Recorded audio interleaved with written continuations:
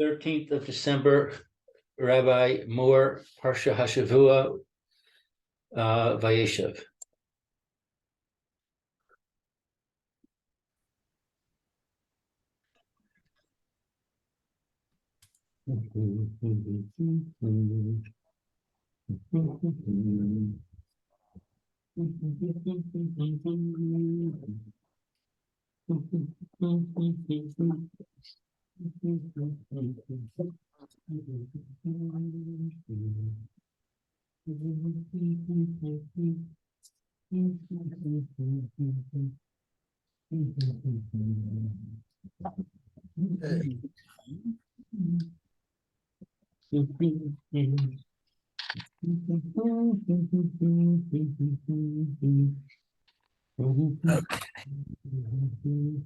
Okay, let's go. We're up to Pasuk Dalet. Lou, would you like to read Pasuk Dalet? I would be happy to. Pasuk Dalet.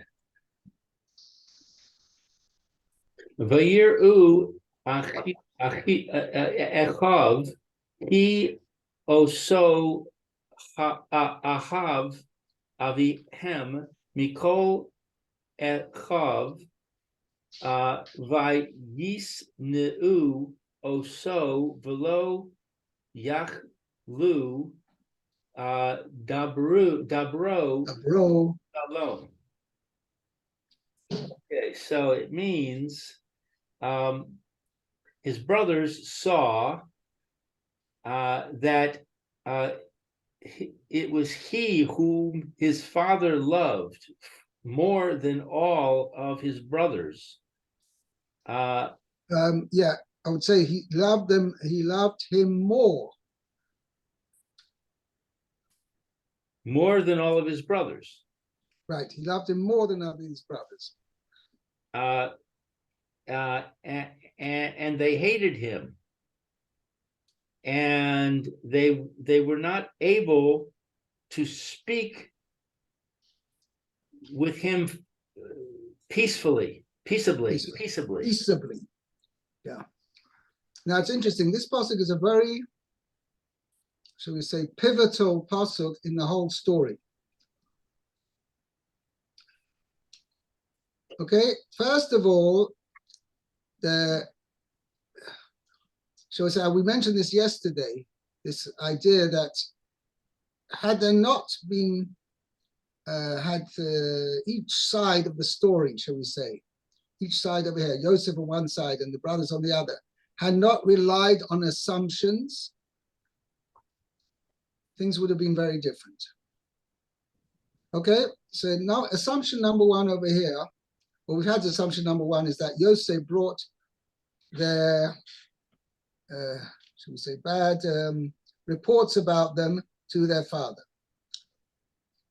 Okay, as you correctly mentioned, Lou, yesterday, is why didn't Yosef first speak to his brothers about it before first telling his father? It's possible that Yosef thought that his father would be better at speaking to the brothers about it than he. But nevertheless, there was an assumption over here that what they were doing was wrong, which had Yosef spoken to the brothers, they could have explained themselves and they would have said, oh, no, what we did was nothing wrong at all. Okay, that's point number one. Now, here we have an assumption on as far as the brothers are concerned. Well, what was their proof to that? Okay, because, okay, on the one hand, it is true, but they assumed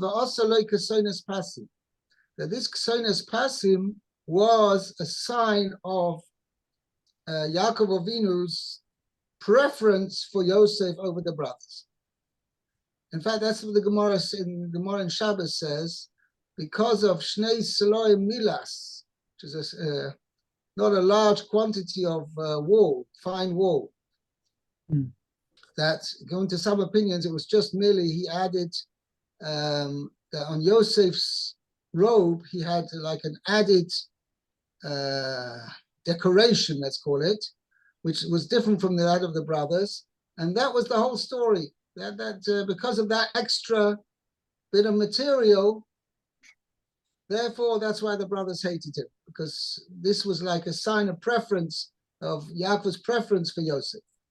The Malbim actually has an interesting chat over here. He's saying that the reason why Yaakov did it was not necessarily to show preference for Yosef, but rather it was that Yosef was given the task of taking care of his father, whereas the other brothers were mostly preoccupied with shepherding the sheep. And therefore, that's why Yosef got this special garment. It's like a, if you want to call it a uniform even, that this is the special robe which the one who is in charge, one who is given the task of taking care of Yaakov, he wears this special robe. And we find such a thing that even Esau, when he went to serve his father, right, he would put on special clothing. So there was this concept. Someone said it's an interesting point that when the way one should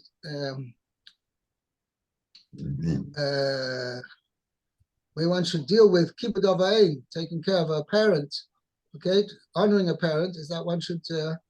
You see from Esau that he had special clothing.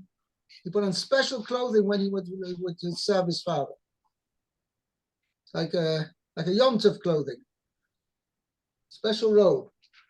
Anyway, upon him, the brothers, the Chayra, misinterpreted this, and they saw that obviously that he's wearing this coat, this Sonas Pasim, and therefore they assumed, you see that our father's given it to him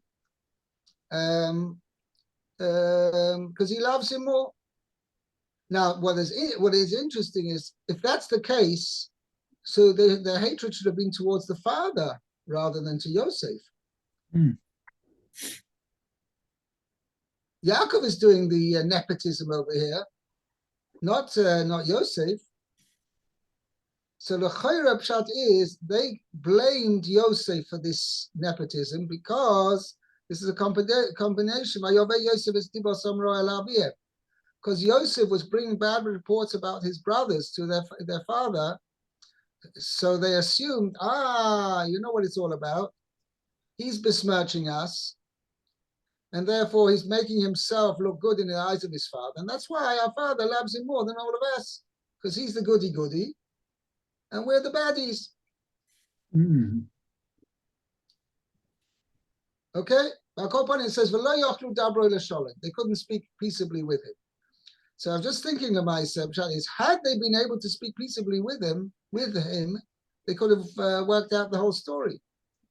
And it would never have necessarily ended up in them trying to kill him and eventually selling him to Egypt. But because they already had built up this hatred within them, they couldn't speak with him anymore.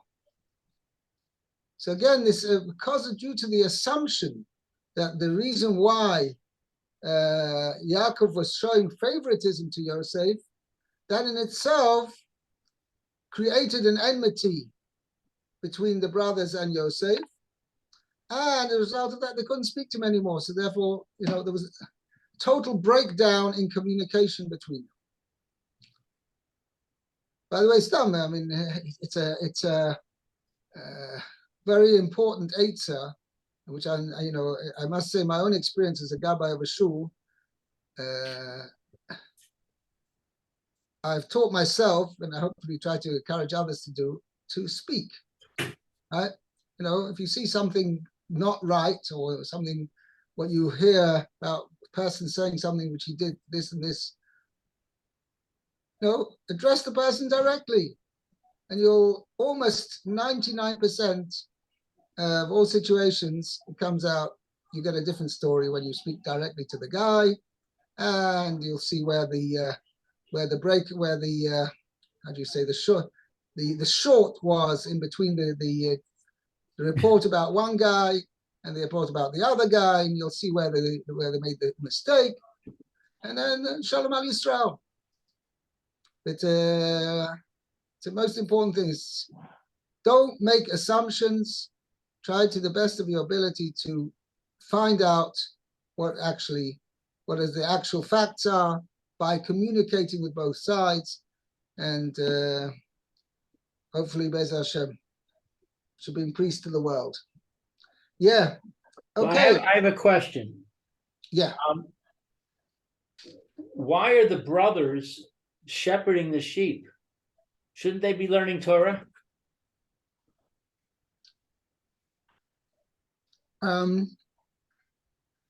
So who's going to shepherd the sheep? The shepherds. The higher people. Means why did you got the kasha later on. It says Vayelchu Echov Liros Tzon Aviem B'Shechem.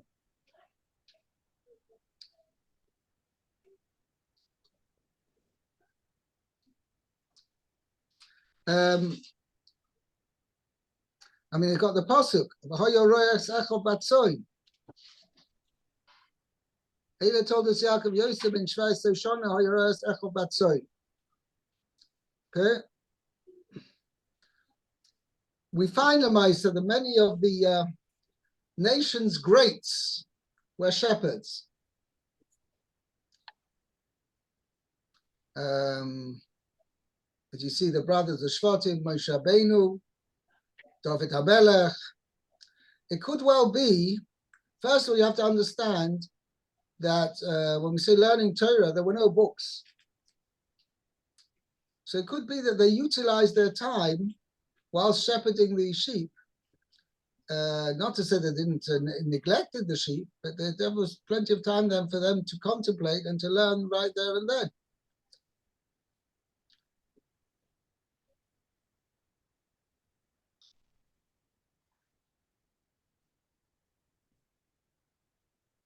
I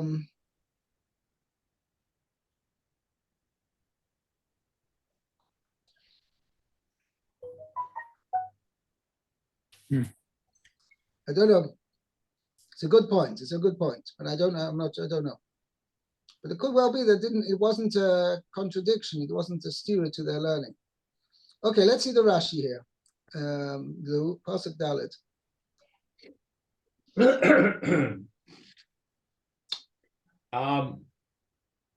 Velo Yachlu Dibro L'Shalom. Dabroi L'Shalom. Dabro L'Shalom. And they were not able to speak to him peaceably. Mitoch Genusam. Out of disparagement of them. Lamad Nu Shivcham. We may learn their praise. Shalo Dibru Achas Bapeh. That they did not speak one with their mouth. Right? Ve'echad belev. Ve'achas balev. And another in their heart. Right. Dabru, ledaber imo, to speak with him. Right. Dabroi, this is a classic, what they call a gerund form, where the infinitive really, it looks like a noun, his speaking, but it really is really a verb. It's called a gerund form. If you want to translate it literally, they were unable, his speaking for peace. So Dabroi means to speak with him. That's what Rashi says.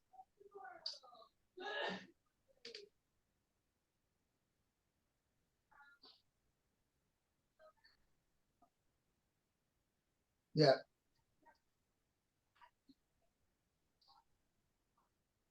Okay. Now, let's go on now. We're going to come on to the dreams now. Meir, Pasuk Hey. I have one more question. How can Yeah. the brothers hate Yosef? What kind of a midah is that?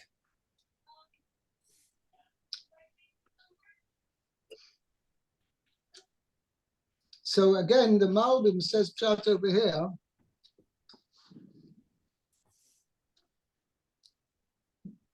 He has an interesting thesis here. He says as follows: till now, you've had how should we say, the way the family line has been, should we say, the family setup has been passed on from one generation to the other, is that the father has at least two sons, and one of the sons is going to continue the line, and the other one goes his own way. Avram had Ishmael and Yitzchak. Yitzchak continued the line of Avram, whereas Ishmael went on a different path. Similarly, you got Yitzchak had Yaakov and Esau. Yaakov was continuing Yitzchak's line. I mean, not just physically, but spiritual. He was the spiritual heir to Yitzchak, whereas Esau went on his own way. He went on a different way. So the brothers were worried that this same call it, I don't know if syndrome is the right word, this same course of action is going to happen over here. That Yaakov is going to put all his koiches, put in his endeavors into Yosef, because Yosef is going to be the one to continue the line. He's going to be the main spiritual heir of Yaakov, and the other brothers are going to be I mean, obviously they're not going to follow the right path, because in that respect the brothers were different from both Esau and Ishmael. But nevertheless, the main heir to Yaakov is going to be Yosef. So that in itself, they want, they would have accepted. But they thought that Yosef is unsuitable. Because what's he doing? He's going, telling tales about them to the father, who as he's elevating himself in the eyes of his father at the expense of the brothers. So the brother said, this guy, he's not suitable to be the continuer of the line of Avram, Yitzchak, and Yaakov. He's got bad character traits. He's haughty. He's willing to put himself up at the expense of others. So therefore, this is what was their objection. They felt he was unsuitable to be the future leader of the Jewish people. You're right. What does it mean by Yisnu Oisai, that they hated him? This is definitely an Hanami. I don't know. It also There's a lot of like they lacked in bitachon and amuna. I mean, they're going against their father, and they don't seem to be relying on Hashem. That it's Hashem's plan. It's part of Hashem's plan. Right. I don't Particularly with the dreams, which are prophetic. Question is, Yosef definitely considered them prophetic. But what did the brothers consider? That's what I'm saying. They seem to lack amuna, to say, okay, Hashem is sending Yosef this prophecy, and we are rebelling against it. They considered him that he was like a false prophet.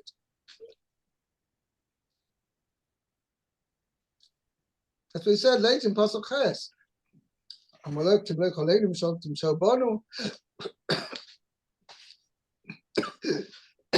Excuse me.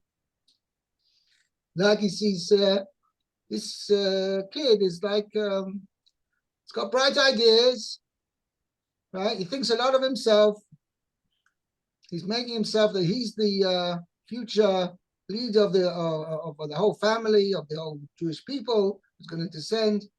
And not only that, he thinks he's even a prophet. He has Ruach HaKodesh. Who does he think he is?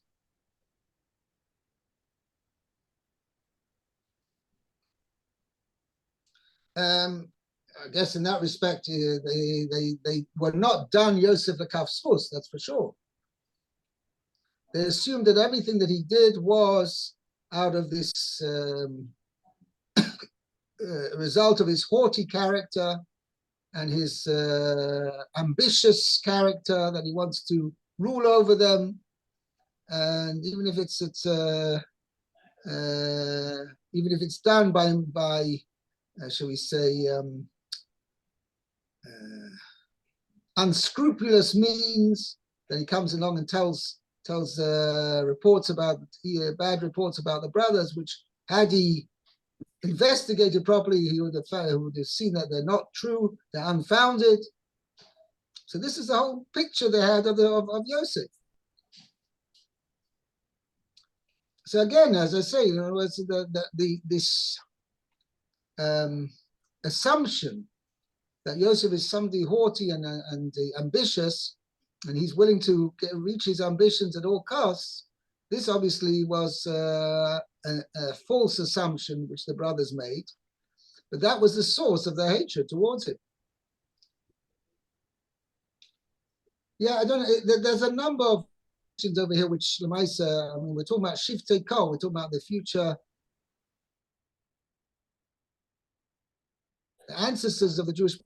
So they to say that they had these had such how should we say petty, wrong feelings towards each other. Okay, this is how should I say? I don't know without using the word. It's pretty damning, right? It On seems either side that they acted in a petty fashion. It's. I mean, you can understand if we were talking about 10 guys. In what respect do you say it's petty? I don't see that acting in a petty fashion. They on the contrary, they think Yosef is heading on a course of trying to rule over them unfairly and unscrupulously. And as we're going to see, they want to get rid of him at all costs. So I don't think there's anything petty about that. On the contrary, it's real going to get into a nasty business. I see. You could say, Lamaisa, why HaKadosh Baruch Hu let this happen, and why he thinks to him is because this was a part of HaKadosh Baruch Hu's divine plan that Yosef should be sent to Egypt and should be sold into Egypt, and then after become the viceroy. And this way, the Jewish people would go down to Egypt. However, and it's a point I forgot to mention before. Where does it say? Rashi says that they were punished.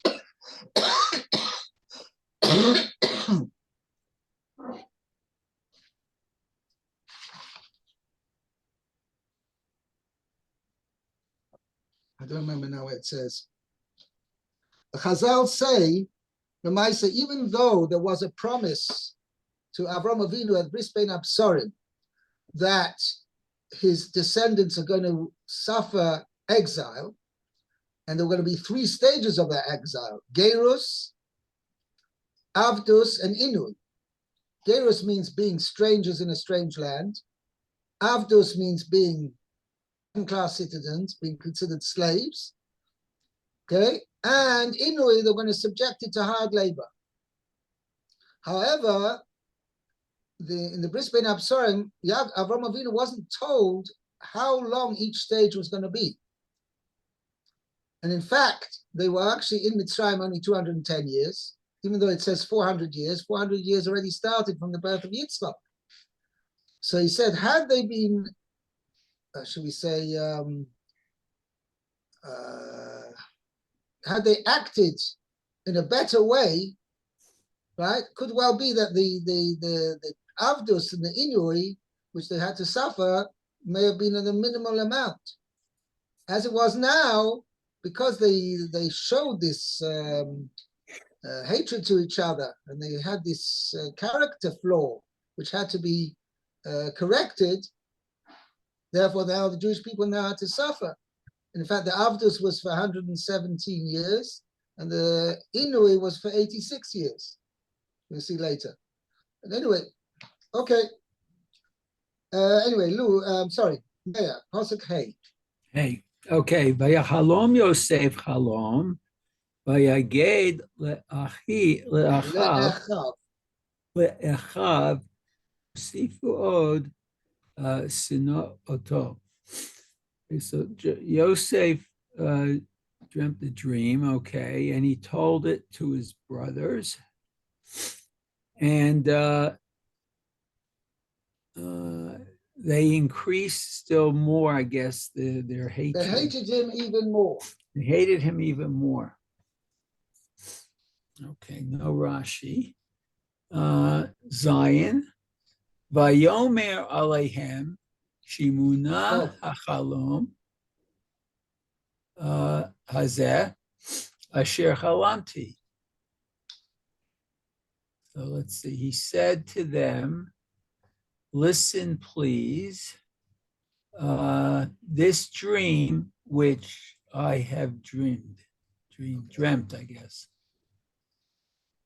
Now, it's interesting. What did he tell them in Pasuk Hey? That he dreamt a dream.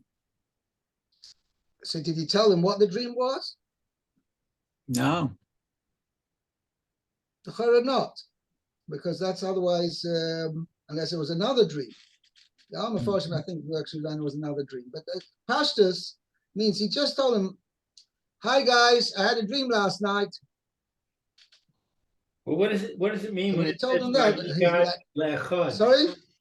When it says Vayigad le'echov, doesn't that mean that he told them the dreams? L'chayra. So 1 second. So now what's he saying over here in Pasuk Vav? Shimona Achalem Hazeh Asher Chalamti. He's already told them the dream.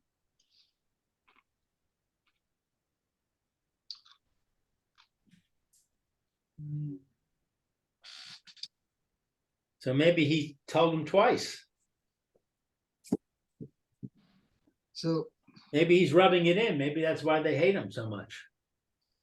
Well, they already hate him more because even the Pasuk Hey, Pasuk already tells us, even before he said to them, Shimona Achalem Hazeh Asher Chalamti.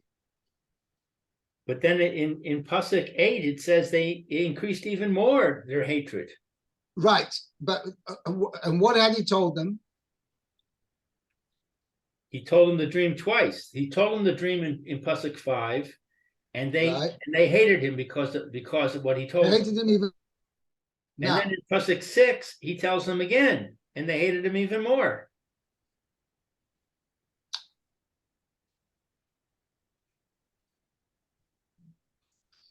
Okay, but I mean, he's already told. What's he now saying? He's already told it to them. When he's now telling them now, okay, guys, listen again.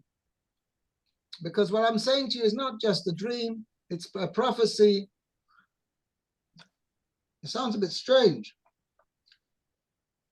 And that afterwards he tells them the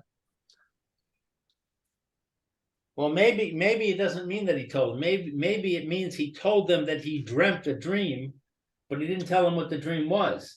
But if you're going to read, as you correctly pointed out, why did they just say Vayaged le'echov? Why? Vayaged is generally telling a story. He would have said Vayachalom Yosef Chaloim, Vayomer le'echov. And he said to his brothers, you know, I've had a dream.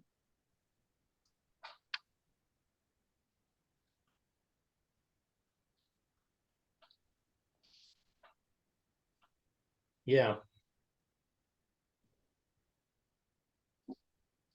I hear. I don't know. This is okay. Let's go on to Pasuk Zayin. But then we'll close for today after Pasuk Zayin. Meir, Vinay. הנה אנחנו עלומים בתוך השדה, הנה כמה אלומתי וגם ניצבה, והנה תסובנה אלומותיכם ותשתחוונה לאלומתי. So let's see, behold, we All right, we'll see. Rashi's going to explain. We were binding sheaves. binding sheaves, okay, within the field, and behold,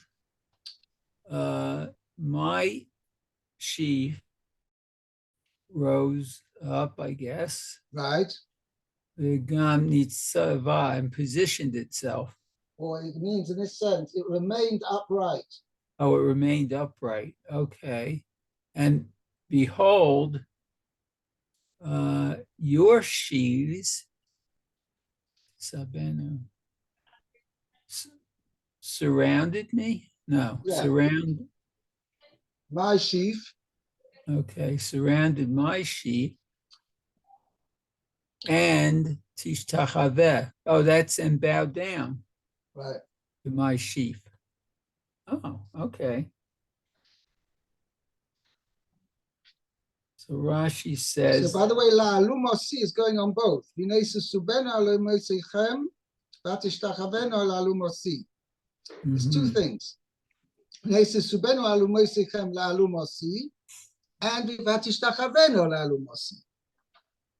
understand? It's two, both these actions, and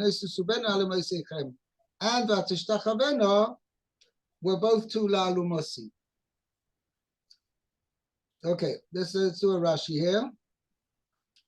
okay. Ma'amim alumim. Ma'amim alumim. Okay. Ketargumo, like the Targum says, Me'asrin esaran amarin. Amorin means sheaves, Sheaves. bundles, Okay. bundles. V'chein nosei alumotav. Right, And she said before benching. Right. oh, oh, right. Nosei alumotav. They carry their sheaves, right? Right. Gemara Okay. Beloshin Mishnah. You have in Elu Metzius, right? Va'aluma is neutral machris. Okay. And he takes the sheaves. Right. Umakri. If somebody finds sheaves and he announces that he's found them. Oh, The Gemara goes into, he doesn't leave them there, but he takes them, and they whatever simon they have there, he'll say they have to bring that simon to show that it's theirs. okay. Okay, Akoban Rashi is bringing a proof that alumos are bundles of grain. Kama Oh, alumasi, okay. Niskafa. Oh, they stood up right? It stood up straight. straight. Okay, Okay. Gam nitzava, And they also stood, okay. La'amod al amda bezikifa. right? So So they- it was remaining upright, to stand upright remain in an upright position. right, So that's Rashi's like, saying the two things. One, Kama alumasi is referring to the fact that it actually did an action of from being bent over, it stood up straight, mhm. and then the Gamnitza upright and straight. We The say two that things. every morning. Who? We say that every morning. Okay, kafufim. Right. Okay, Okay. very good. Very Yashikaya. good. Fine. Thank you so much. Thank you, Rabbi. Have a Be great well. day. Be well, Colton. Okay.